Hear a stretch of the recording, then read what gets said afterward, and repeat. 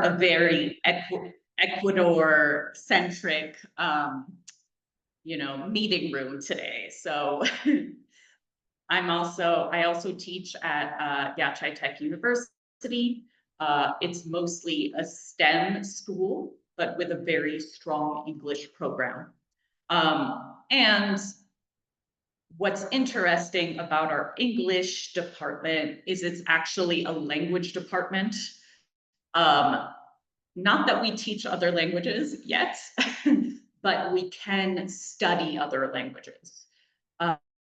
So basically, this is our research context, and I'll kind of take you through the inspiration for the research, how it came about, how we did it. So we are in Imbabura province in Ecuador. That's where the university is also. And we specifically focused on Cotacachi Canton, which is kind of, a small section of the red. And in this canton, it's roughly 50% indigenous Kichwa. So there is a very large indigenous population. Kichwa is spelled this way because the Kichwa language has been unified, and this is how it's spelled, but it is related to Quechua. It is part of that language family of the Incan Empire. So just to situate you, yes, it's related to Quechua, but it is a different language. So this is one of the main problems we have, is that Kichwa is being lost, okay, especially amongst younger generations.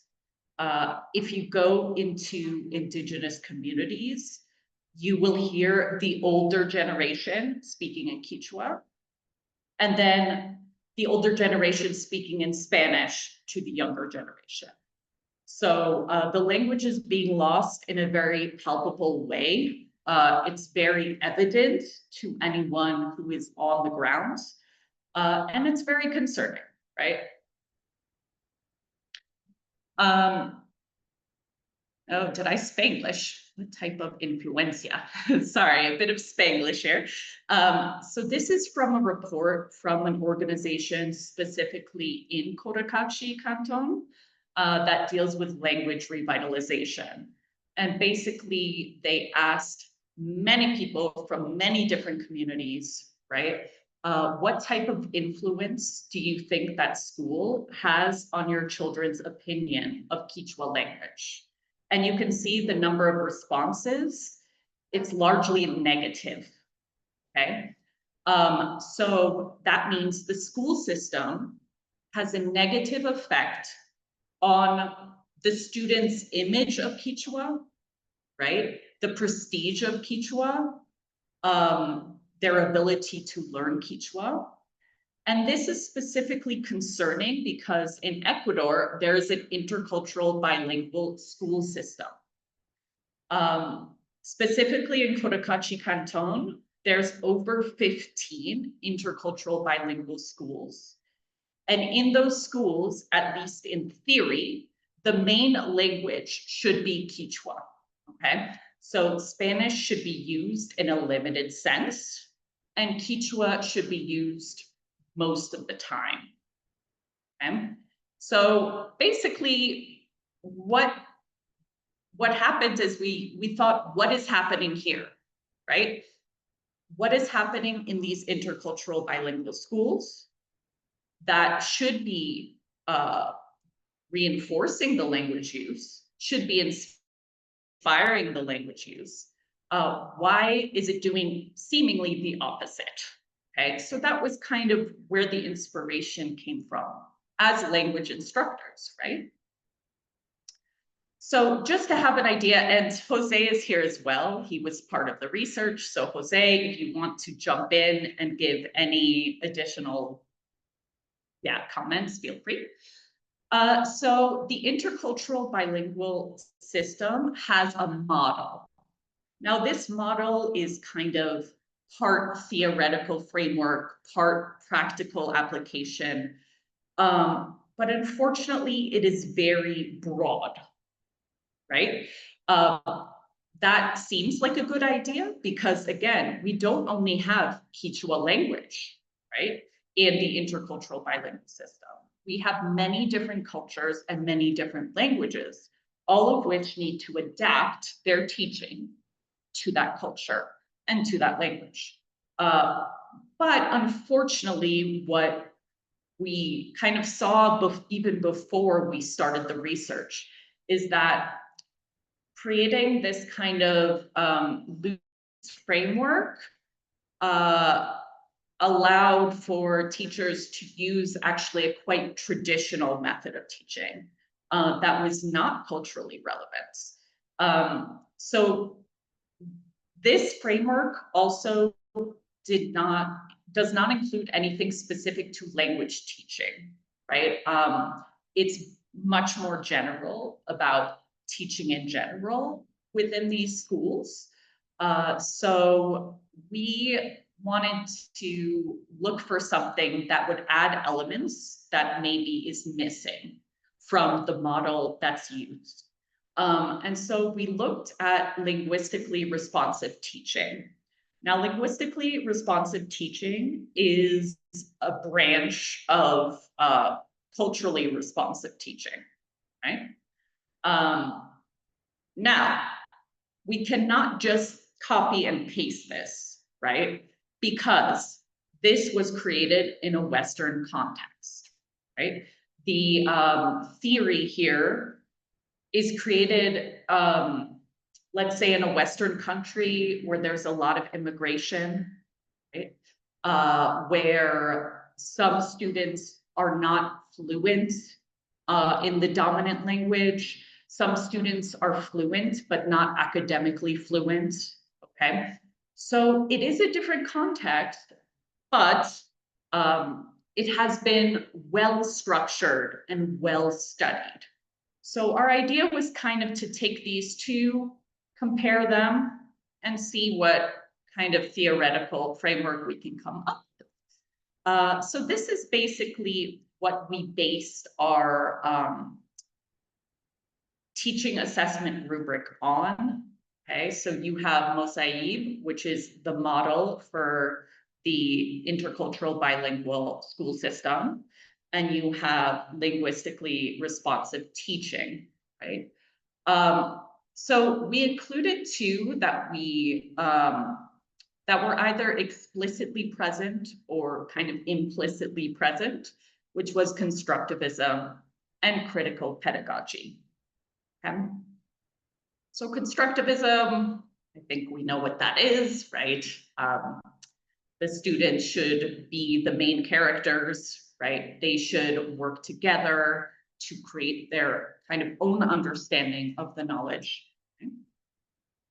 Critical pedagogy, right? That we need to boost Kichwa so that people don't see it as lesser than, right? Kichwa often kind of lacks prestige. So we thought that was also a very necessary part. Okay, and then from linguistically responsive teaching, we took comprehensible input. Okay.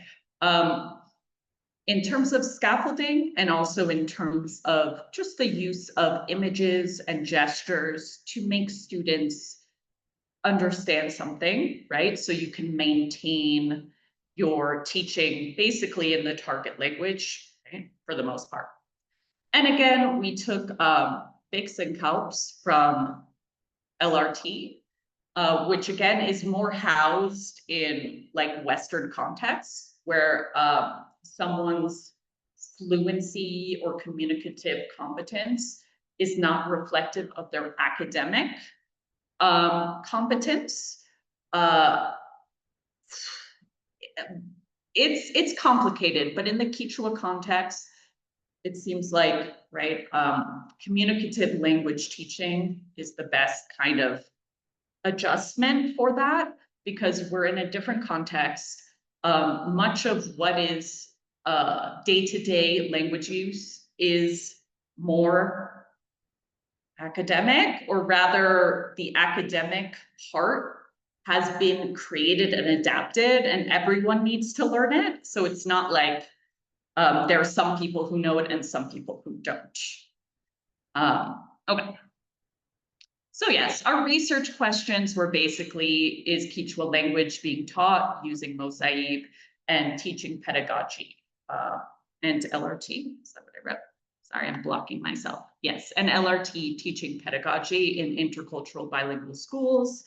And do students and teachers think that the school system effectively promotes Kichwa language and culture? Those were our research questions. In terms of our methodology, we chose 3 multi-teacher intercultural bilingual community centers.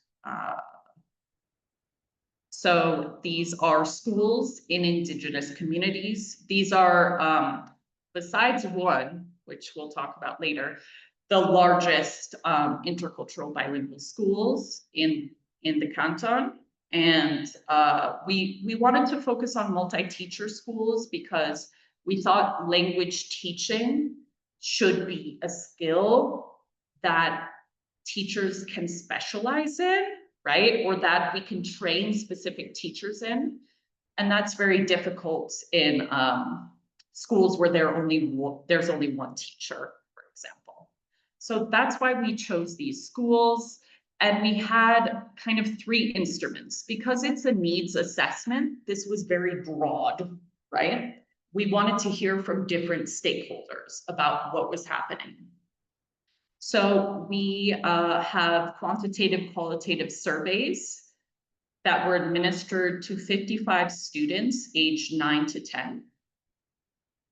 9 to 10 because we thought around that age is when students can start making decisions for themselves, right? Like, what do I think? But we wanted to keep it as young as possible because, again, that's where the language is being lost the most. We have quantitative, qualitative surveys that were administered to 6 Kichwa language teachers and 5 class observations of Kichwa classes using a rubric based on the theoretical framework. So again, Mosaib and LRT kind of together, a mixture. Okay, so here are some of the results.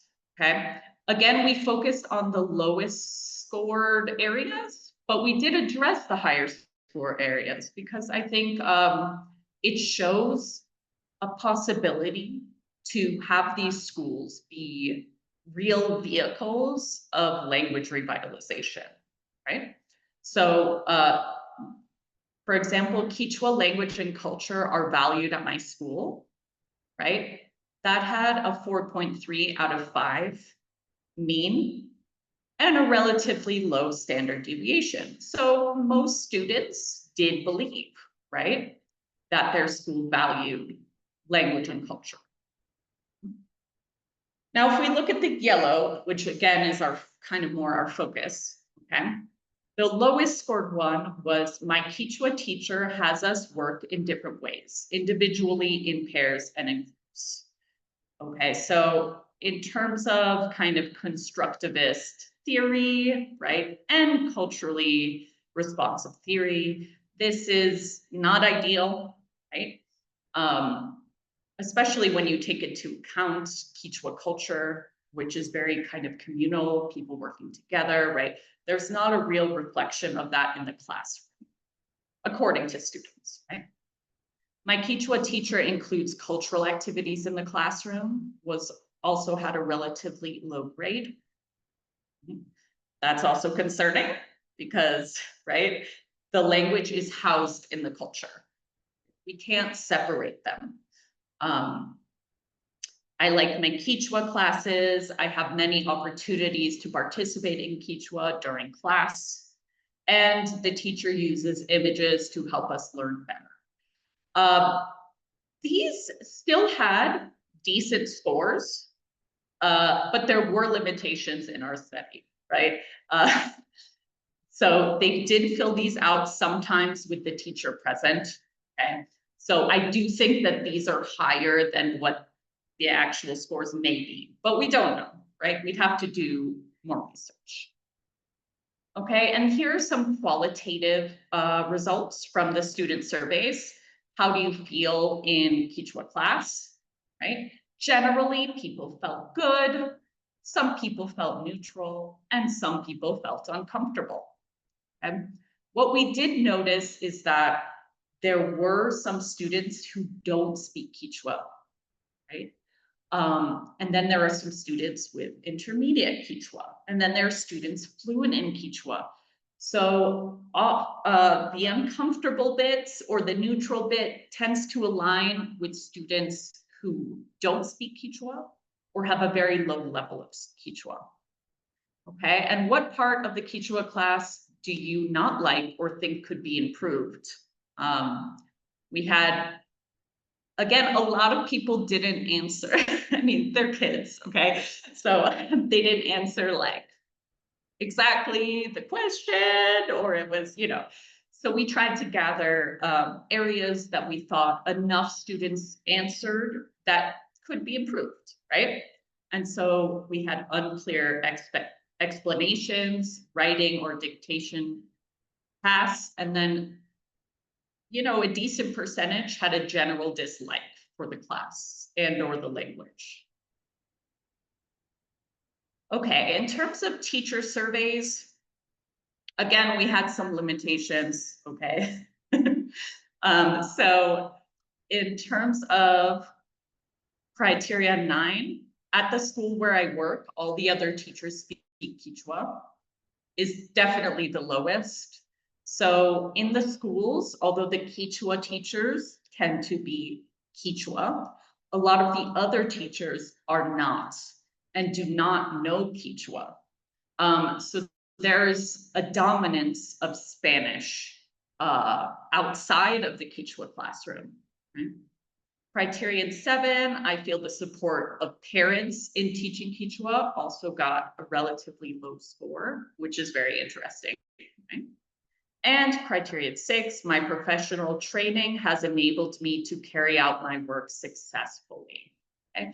Again, none of these are too low, but many of the teachers insisted on doing it with the researcher, which was kind of awkward. And there were, there was one teacher who wanted me to provide him with answers. So again, these are not like necessarily conclusive results, but we get a feeling of maybe where needs are. Class observations, okay? So if you want to see the entire rubric and all, again, I'm just picking some of the results. There were more results, okay, in our paper. But this was based on our observations of classes. Again, the mean scores are actually out of 10 for this, okay? So out of 10, right? We had some low scores, specifically in participation. So student participation is predominant to that of teaching staff. That is less than half, right? They were largely teacher-centered. The teacher talked the whole time, right? And then students actively participate in whole class activities, pair and group activities. Most of the classes did not include any pair or group activities. Okay, so you basically had students with a good level of Kichwa kind of shouting out answers. Okay, and in terms of methodology criteria, the use of vocabulary in our grammar examples is effective. I have a very specific example of that in the paper where it was very, very confusing. Actually, 2 examples, okay, where students got confused, okay? The teacher uses images to enhance student learning, also quite low. And class activities follow a clear sequence that includes pre and post activities. Another important thing to mention here that again, we go into more in the paper is that there were no cultural activities. So again, the language was not housed within the culture. It was very much like, okay, we're gonna learn vocabulary about animals. What's this? What's this? What's this? Right? Which again is concerning. That's not really the most culturally responsive way to teach an indigenous language. Okay, so here are some conclusions. Again, there's a lot to be researched in this area. It's a very underserved school system in general. But here are some conclusions. So Kichwa language is isolated to a subject, right? So maybe Kichwa is being spoken in the classroom, the Kichwa language classroom, but not anywhere else, not in whole school events, right? Their Spanish is predominant. And if we look at this chart I made, this beautiful chart, minutes of Kichwa language instruction per week, okay? You'll see, actually one of the schools we wanted to include in the study, the largest intercultural bilingual school, does not teach Kichwa at all. 0, okay? So that's a problem, right? They have 0 minutes of Kichwa per week. We have 2 schools that have 45 minutes of Kichwa per week, which we know as language instructors is simply not enough. Okay, and then one which has 90 minutes of Kichwa language per week, which again is not really enough, especially if they're not hearing it in their other classes. Okay, Kichwa language is taught traditionally, right? It's very teacher-centered, right? Students do not talk a lot in the class.